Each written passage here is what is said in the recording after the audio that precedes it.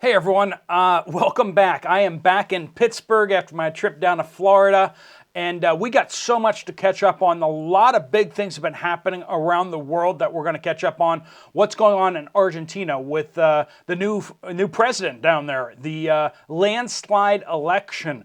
We're also going to be talking what's happening in Netherlands. They have a landslide election that happened there too. We see parties that are stepping up, that are gaining major support, that are not what the mainstream media wants there to be. And the mainstream media is foaming mad about some of these. We're also going to be talking about what's going on over in Ireland. There's rioting. There's been attacks there. There's a lot of discontent out there all over the world. We're going to be touching on some of these countries that are starting to flip more conservative. They're starting to flip more libertarian. Are they hard right people? Are they crazy people? We're going to talk about what they're actually advocating for, because the mainstream media doesn't want to give them an even shake whatsoever. They just want to just outright brand them as horrible people. But we're going to give them a fair shake and explain what they're proposing, and you can decide for yourself whether you think they are crazy people. All right, friends. Welcome to the Poplar Report. I'm Steve Poplar. I'm an accountant, and we cover things and do deep dives around here all over the place. So this holiday weekend, hopefully you had a great Thanksgiving. If you haven't already signed up for the newsletter, you're not eligible for the giveaway that's going to be happening around noon today. I'm going to be emailing someone on the newsletter list that they've received a EcoFlow Delta 2, and that is from Wellbots. They have a bunch of sales still going on.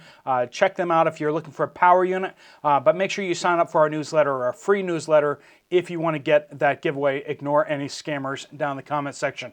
All right, let's jump into what's happening in Argentina. Major election for president. So they elected Javier Milei as president. Now, he is a radio host, shock jock. That's his background, a political commentator.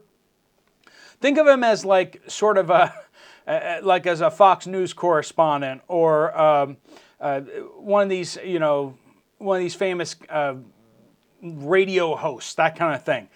So he has been an outspoken a proponent of freedom and against socialism, against overspending. Now, you got to understand, Argentina is a major food exporter. They export a lot of food. They feed a lot of the world, and yet they have 700% inflation in the past 12 months. 700%. So if you had $7 back last year, they're worth what if you had $1 back then, it is worth what $7 today is.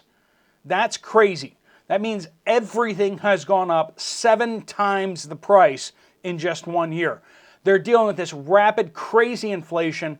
So this overspending thing, he wants to cut the government down to the bone. He wants to start slashing services. Everything that the government does, he wants to cut it down and stop all deficit spending and start paying down the debts that the Argentina owes. He has called the Pope, amongst other things, a SOB. He said the words SOB, preaching communism. So pretty hard words for the Pope out there. Just anyone who is pushing leftism, all this agenda stuff.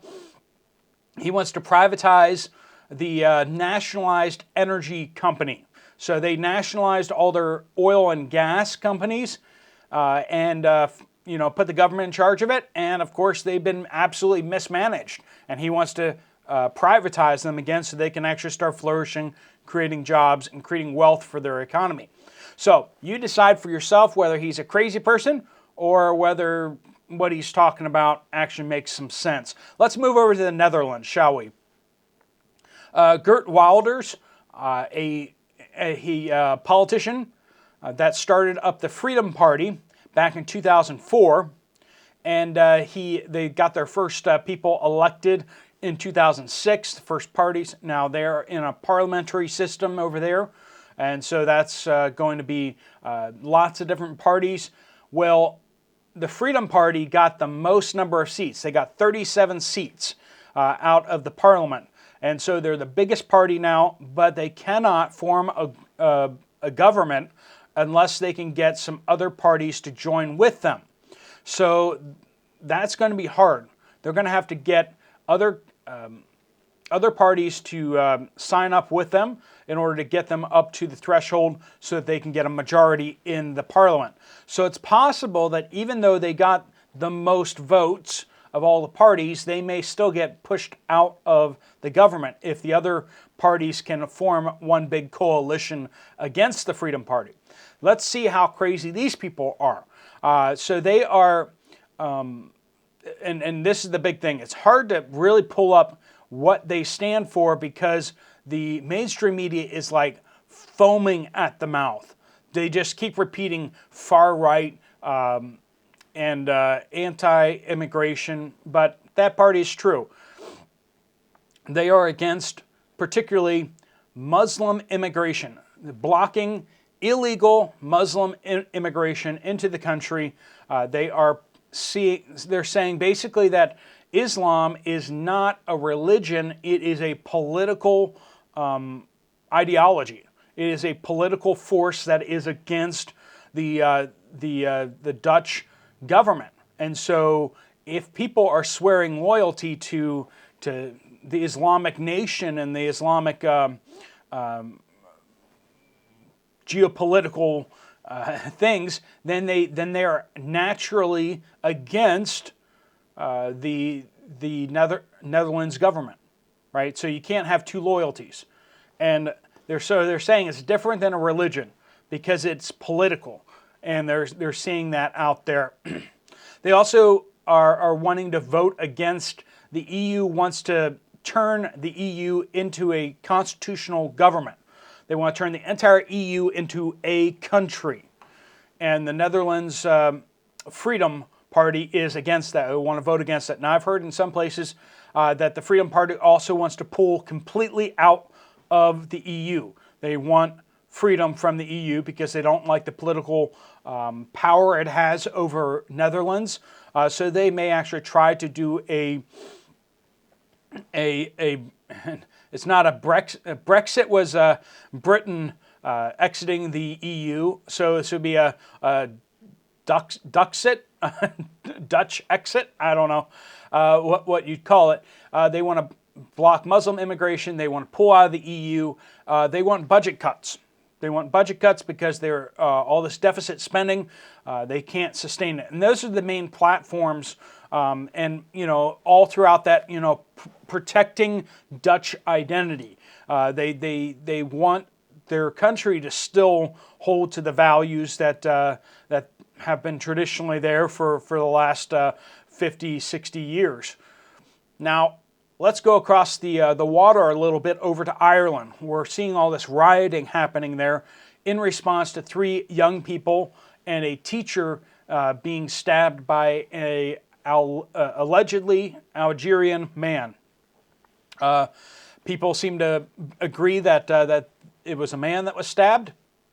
Now, one of the things that's really kind of crazy about this is, once again, you can kind of, as I'm reading through these news articles trying to get information on this, you see paragraphs denouncing the burning of a bus, burning of some buildings, looting of some buildings, and then way down, it's like, oh, by the way, this was instigated by the stabbing of several children, one of which is in very serious condition. And then, they didn't really have all that much information there about it. What actually went down was the man started stabbing these 3 children while they were walking between classes. They were being escorted by a female teacher. The teacher intervened and started to fight, try to wrestle and protect the children with her body. She was repeatedly stabbed and is in serious condition. One of the young children is in serious condition. The other 2 their injuries were less severe.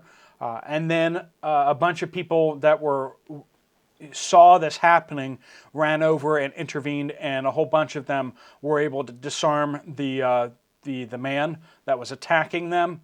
And then what happened was, after they were able to disarm him and subdue him, then the crowd actually stood to protect the man from being attacked by the crowd until police could arrive. So that's kind of what they were seeing out there, and this isn't just this one event, right? This is a whole. This is an event that has taken place within the context of what's happening there, and what's happening there is people can't afford housing because the government is buying up housing and giving it to illegal immigrants, right? They're buying up the housing and then they're not allowing people to build. And so what we're seeing here is that there's a lot of simmering discontent over all the money that's being spent on these illegal immigrants. They're seeing a lot of Muslims coming into the country, and there was a video out there of, and this is before the event happened, they were out in the street and seeing how Irish people respond to the fact that the #1 name in Dublin is now, for young men, for young boys being born, is Muhammad. And seeing people shocked by that, but then kind of realizing with that many Muslims in the country that kind of makes sense.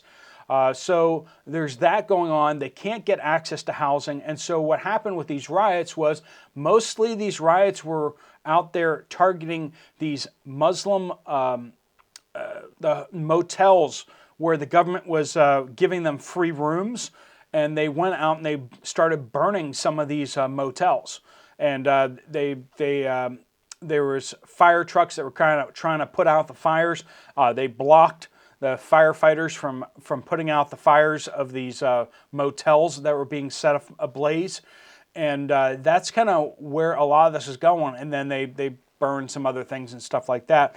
But generally speaking, this discontent over the government giving so much preference for illegal immigrants over the citizens of Ireland, right? That's what we're talking about here.